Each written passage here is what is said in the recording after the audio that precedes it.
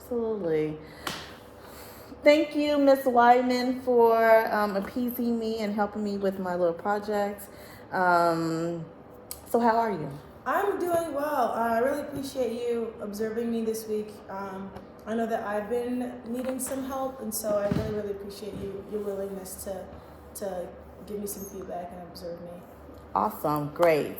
So yesterday when I walked in, I noticed that students were reading and that you had set a timer for them to read. And I really thought that was awesome because with the IAR, students need to build up their stamina and they get kind of frustrated when they notice that the passages are really long. So to see that the students were reading chapter books, I was like, great, good. This is the first step of them tackling the IAR assessment and not being discouraged when they notice that the passages are really long. Yeah. So I really like that. So tell me about your, so what was your lesson about? What standard were you working on and what was your lesson about? Our standard was being able to solve one-step math problems with additive or multiplicative comparisons. And so that was what the standard was supposed to be for the lesson. And my initial idea was to start with a mini lesson at the beginning and then have them go into groups afterward and start tackling those problems together in groups. I've noticed that when students are working together, like their different skills that they bring to the table can help them achieve like those problems together. So that's what the plan was for yesterday. Okay, so you said that was the plan. So Yes. then what actually happened? So it did happen, but not the way I wanted. So I started off with that mini lesson, but I got tripped up on the mini lesson that I was teaching. In my brain, as I was teaching, I kept confusing the additive and multiplicative comparisons. So as I was reading the problem aloud to the students and I was about to teach it, I kept confusing the two. And so then I had to keep going back to my teacher's manual and like figure out which one I was like actively doing.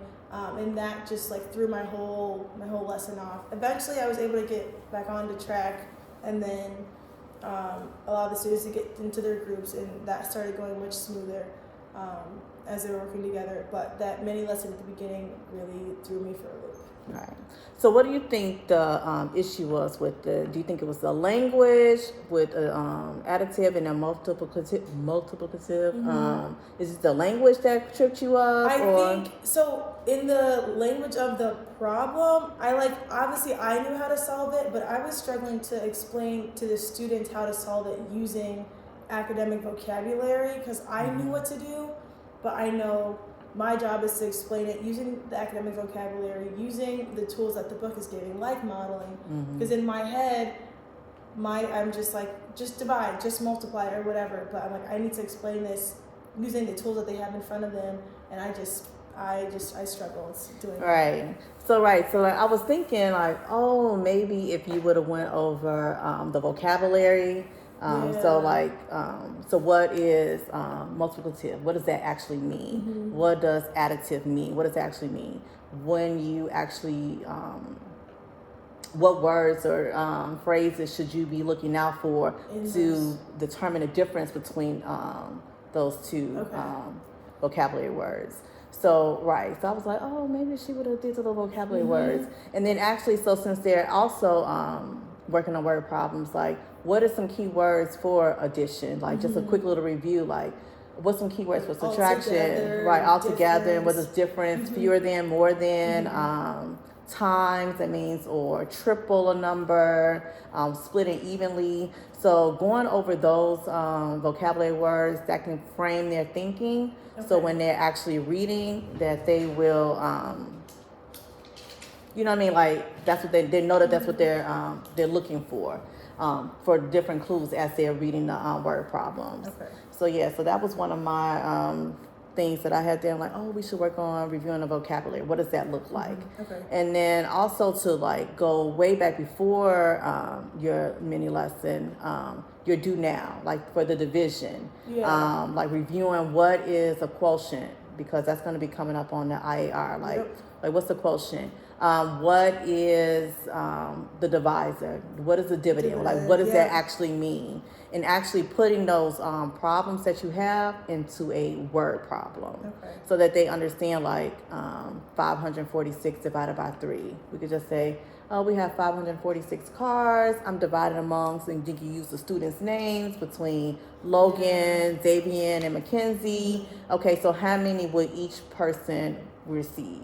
As opposed to just arbitrary, like, I think it's very important, right? So to actually put that into context, like, what does it actually mean? Because the numbers mean something. So turning in the computation, or like just the calculations, into like real life scenarios. Absolutely. That's a good idea. Real life scenarios that applies to them. So like I said, I will always incorporate my students' name in my word problems. So like I would take a word problem that I would see like in the book, and then I will just substitute it for different scenarios that they may like. So they into, they may say skibbity, whatever the language that they use. Like to say. Absolutely. And I just substitute with the student's names. Instead of instead of Keisha, if I don't have a Keisha in my room, then I may substitute it for a diamond or something like that. So they be like, they get so excited, like, oh, my name, you see my name? Oh, I bet they would love that. Right, you see my name in a problem? So, yeah, so just, so the language, just making sure, because it was a good lesson. It was just like, just little moments that if you could have just used the academic vocabulary and just not really front load, or just ask them, like, what are some words that means addition when you're reading this problem? What are some words that mean subtraction? I think that would have took your lesson a little, elevated a little bit more. The only other thing, for the division, just make sure they have a visual, because I know you said they had notes, right? Yes, they did. So the notes, they break down the steps of... The notes have, their workbooks had the step-by-step, but their notebooks did not have their step-by-step. So they have like just math problems from like the past couple days of division, but not like the steps written out. Okay, so like using it as a reference. So they just use it as like, oh, okay, so I can see how I did it beforehand previously. Would you recommend that I have like a handout maybe with the Yes, steps? I actually printed one out for you for the division steps. Great. So, and I can also email you a hard copy of what that is. So, right, I just printed out and laminated it, and so then they can have a visual of what they, the steps they can actually see. Because, I pull out Logan and other students for small groups, and he's struggling with long group division. He is. And it's just interesting because he's his brightest and he's the smartest, but so like, right, he's like, oh my God, it's just so many steps. Like, do you have a list? Can I see it? And I was like, okay. So I just made sure that I gave him a list, but like, the other students like are flying through it. Like Dania, she's good. She got it. Major completed the whole sheet. He's really has it. Xavier's moving a little slow, but he still gets it.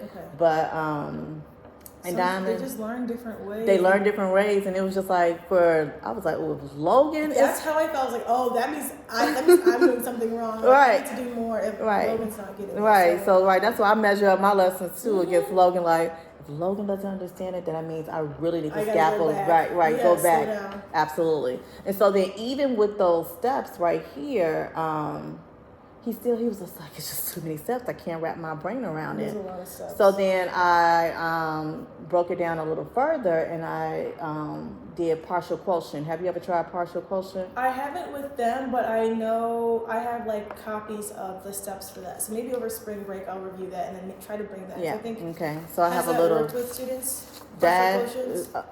That's how they were able to master division using the partial quotients.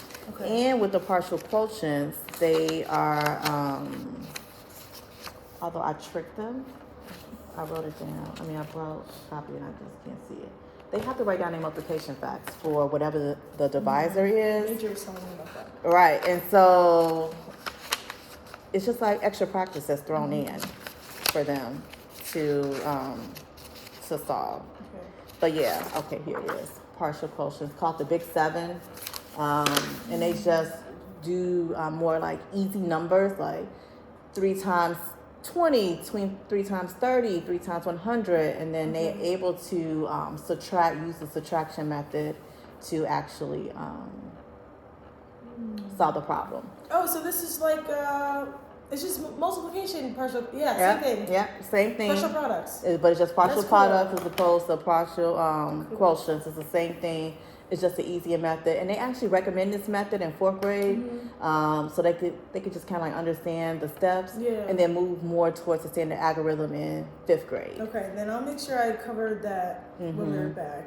Yeah, and so then in the IAR assessment, they asked about partial quotients. Okay, So I'm gonna make sure I do cover that for sure. Right. Because we do that in a couple of weeks. Right, absolutely. So you only have like 3 days.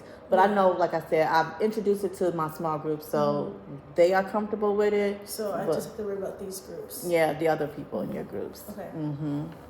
Okay, thank you. Yeah.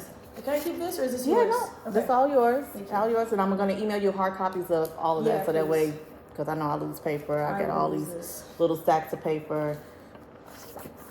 This is good. Thanks. Yeah. Also you went over the lesson. You talked about that you're gonna do a 1-step word problem, and you did give them a tip to make sure that they read the entire problem, to think about what they need to do or what they need to solve. And then you asked the students like, what should they do? And then the students said, oh, we should read the problem twice. You was like, yes. And then we're going to use models to help figure out and look at the models in the book. So how do you think that part of the lesson went when you were doing the modeling? I was doing the modeling. I can't remember that. So you drew, it was like the problem where we had to do, I think the book was $25 and then the magazine. Yeah, that too. Just again, yesterday was a nightmare. It was a mess. I think I struggle between like, and I feel like a lot of teachers are this way, like teaching the way I was taught versus teaching like what the kids may need or what the best strategies today are. Right. And so that I was like fighting for my life there as well. But yeah, I think that did not go to plan either. Okay. So when you're solving a problem, like beforehand, do you go and solve it yourself? And be like, oh, this is the lesson that I'm going to teach. Oh, they want me to draw a model. Let me draw the model myself I can. No, but I will review the lesson like the day before or the couple weeks before, or like whenever I plan the lesson out. I'm like, okay, I can do this. I know how to do this. I know like what I'm going to say. And then I think because it had been about a week since I reviewed that lesson, yesterday it came around, I was ready, then I was like, wait, this is like throwing me off a little bit. And so I don't think I prepared enough for that lesson yesterday. That was a big part of it. Right. So what I normally do is I actually go through all the problems of what the students are expected to learn. And then as I'm going through the problems, I actually think about like, what can be some common misconceptions that students may encounter when going through this problem? What type of language should I be using when I am like drawing the models? So like when you drew like the model, you're like, oh, this is the model. But I think that the term could be like, okay, here's a tape diagram that I'm going to use. And so, right, make sure you're using the vocabulary. Okay, this tape diagram represents the whole, which is $25, which represents the book. And then they asked me to, and I didn't quite get the question, but I know that I guess you have to figure out how much the magazine costs, was. and if you have five. Okay, times. right. So you draw this little tape diagram like you did, and you put $25, and you said, okay, this represents the whole. And now I'm going to draw a magazine with the equal amount, just the equal tape diagram, and I'm going to partition it to five different parts. Okay. And if I partition it 5 different parts, each part represents one magazine. Okay, so if I partition this into 5 equal parts and each part represents one magazine, if I compare my tape diagram, if this part is 25, the whole, and then I broke this up into 5 equal parts, what do you think the value of one magazine would Yeah. be. And then that's That when you language can is come. very clear and Right. straightforward. And then that way you can say, okay, now let's think of an equation. Okay, when you come an equation, so then just do a little brief remind. Okay, class, what is an equation? You know what I mean? And then, put the ownership on them. I saw a lot of you talking and not a lot of the kids talking. Like having a discussion. Right. So if you can pose a question where they have to think, as opposed to use just saying, okay, how many is it? Okay, it's 5. You know what I mean? Just like let's go more into those DOK questions, level 3 and 4. Yeah. So a lot of your questions was like level 1, level 2, like more of like a recall, like what do you think, as opposed to like what strategy did you use in order to solve this What's problem? the DLK? DOK, depth of knowledge. Okay. Yeah, and I have some questions and again, I will email you hard copies after all of this. So if you can use more like, is this the right one? Because I was doing a lot of recall. A lot of recall, skill and concept, like, but not a lot of these right, levels for sure. more. Is this the right one? I don't think this is the right one. Yeah, kind of, sort of, like multiple answers, like different approaches, like which way that they can do it, like So I like don't, not like you know how in like ELA it's like not stop asking yes or no questions, but it's more like why or how. Yeah, more or probing. Like, Is that what this is kind of? Yeah, more probing. Okay. I have the more detailed one for math up on my computer, and now I'll make sure I email you that one. And it gives you, and it just tells you, and so you could just go through really quickly, like, these are more sentence stems. Yeah. Okay. DLK2, like what is the relationship between, multiplication division? That's a DL2 question. But get more into the 3 and 4. Okay. Why is it important that we include blank to solve this problem? You know what I mean? Using what you learned, how would you solve this one differently? So because math, you can come up with different strategies and different ways to come up with a problem. And I will email this to you.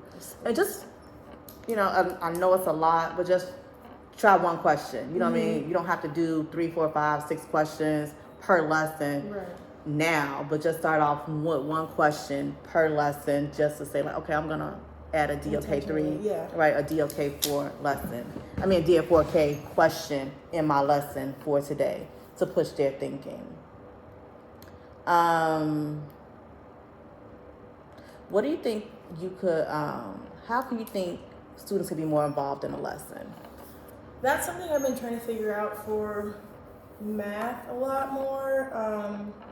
This strategy that I've been meaning to put into place, but like I've been in the rat race for the past couple weeks for some reason, is having more discussion-based math, so that like we start with a mini lesson up front, but then like they work together on like I think it's called like math tasks or task cards or something like that, where it's not just like 8-10 problems that they're solving back to back to back, but it's like one word problem. And they work together to figure out like what the important steps are, figure out like what they need to do to find the answer, and then they're engaging in those questions together as a group. And I get to do more like hands-on stuff with them at their tables, and be a part of that, like facilitating that space. That's how I feel like they'll be the most engaged. As well as I don't do enough. Like those manipulatives. I want to engage them more that way, because I have base 10 sets. I have like coins. I don't have a ton of like division or like fraction manipulatives, but I think that kind of stuff too is something I want to implement. But yeah, I think those are all ways that it could be more like student focused or student centered. Right, absolutely. I know another way that you can help students like in a discussion is what I used to do is as I will walk around and monitor students' work, I would take a picture with my cell phone, and I'm pretty sure this is like a Cadillac of all smart boards. I could upload it if I wanted to. Right, I would just take a picture really quick, and then I would literally upload it and show the work on the screen. And then I would say like, Diamond came up with a good strategy. Diamond, would you like to come up and explain your work? And then Diamond can come up and explain her work. Oh, Logan had a good strategy. But I will always try to find two people that did something different. They solved it, derived at the same answer, but solved it differently. So that way students can see different ways and choose which way that they understand and can solve the problem best. Because again, like Dania she's not dealing with partial quotients anymore. She's like, no, I understand the regular way. I don't feel like writing out all the multiplication facts. Sounds like about right. no, can I do it this way? I said, hey, as long as you derive at the right answer, I don't get there. I don't care. But Xavier and Major, they're like, no, like this is the way I want to. And I love that they like that method because again, it's repetition. By them writing down the multiplication facts, it's gonna be embedded in their brain, and then it's just gonna be better for them. And I did see that when Dania went back to standard algorithm, she struggled a little bit more, but she was able to self-correct herself. Okay. And she was still able to get the answer, but it took her the same amount of time. But it didn't matter. I was just like, hey, I don't care. Whatever you choose. Right, whatever you choose, whatever you want. But yeah. So just seeing, walk around, seeing if students have the correct answer but derived at a different way, then that'll be great. And then that'll incorporate them. That can incorporate discussion with your students. And they may get excited to solve more problems and like, hey, this is a strategy I use, and they can come out and then they always want to be at the front of the board and talking. So I think it's a good idea too. Yeah, and to share their strategy. Well, my strategy is this, and then that way other students can see their strategy. And so again, this is your second year. It took me, so this is my 15th year teaching. I would say I didn't get comfortable with teaching math, and I love math until I was year 4 or 5. Oh boy. See, I'm being honest. I wasn't comfortable teaching until literally year 4. I just gotta keep doing this. I gotta keep practicing. I need more professional development. I need to go to a conference or something. I gotta keep. Absolutely, and that's what I did. I bugged my my principals, my admin, like, hey, can I go to this conference? And because I initially started on suburbs did not have a problem sending you to conferences. They will pay for you to go somewhere. Absolutely. They're like, or they would tell me, you're going to this conference, and they would pay for it. They have a lot of budget, and they need to spend it, and then they would send me. And that's what I learned the most when I worked in the suburbs. In the city, I asked for a conference, they're like, we don't have any money for that. And I'm like, yeah, that's what I was thinking. You do. I know you do, right? It's a budget for, I'm pretty sure. There's got to be a line for that. But I do know that I believe they have money here. Okay. So if you see a conference, then I'm pretty sure that they would not hesitate to pay for you to attend. Because I even asked, and they said sure if I find one that's within their budget. Yeah. No, not the budget, because not the budget, within the approved list, then I can attend. But they're all out of state, which I don't mind, but it's not it's not the conferences that I wanted to go to. I wanted to go to Ron Clark Academy in Atlanta. Oh, I've heard of that. Yes, so that was, when it was on their list, so I was like, okay, fine. But so I think they would pay for that. So it's going to take time. It will. Right. So by year 3 or 4, see, like you said, this is your second year and you feel more comfortable, more confident. So every year you're going to get gain that confidence, and you're gonna be like, okay, I got this. And by year 4, I just knew it in the back of my head. That's what I want to get to. Right. Just like more routines and structures, and I also like that you had a timer for students. Can you display the timer though? Can they see it? Yes, I can. I do sometimes. Some other times I'm like, I'll just tell you guys when you're done. Okay. But yeah, usually I will put it up on the screen. Is it a distraction if it's on the screen? No. Because sometimes they'll keep looking up at it. Sometimes I'll put funny ones up there, like it's like a chicken timer or something, and that can be a little distracting. But usually it's just the numbers, and that one will be too distracting. Yeah, because I know sometimes, not like you said, if it makes all this noise, they get like all these sparks. They're like enamored by the different timers. And they are not reading. Right, and they're not even paying attention. So yeah, I like to display the timer like you just said. Just leave it at that, and at the end, I make sure it has like a little like exploding noise or some type of funny noise at the end of my timer, as opposed to a timer that's distracting, because I've done that plenty of times. All right. So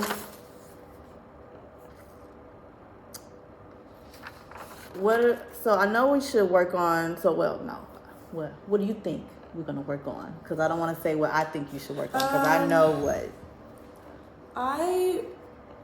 Based on this lesson? Yeah. I would like to work on the academic vocabulary, and then I would like to work on the strategies that are recommended for 4th grade level. So like partial quotients, and like modeling division, like we mentioned the tape diagram, and like showing how we're partitioning into 5s because blah blah blah. I want to work on that kind of stuff as well. Okay. All right, so we have a plan of what we're going to be working on. So we're going to work on introducing vocabulary and modeling, showing actually how to do it, right? Yes, yeah. Okay, all right. So when do you think I can follow up with you to see, do you need supports on that? Like what supports do you need from me on, if any, on reviewing the vocabulary or...